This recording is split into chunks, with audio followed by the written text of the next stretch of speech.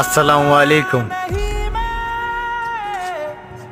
আমি আছি এখন বর্তমানে আপনার কাতার শহরে। আর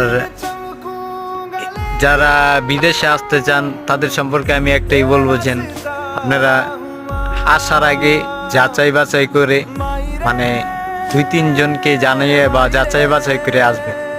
আপনাদের কাছে একটাই অনুরোধ, ফ্রি বিষয়ে কেউ আসবেন না। আসলেও যদি কাজ জানা থাকে, কাজ না জানা থাকলে কাজ শিখে অবশ্যই বিদেশে আসবেন। কাজ না জানা থাকলে কেউ বিদেশে আসবেন না।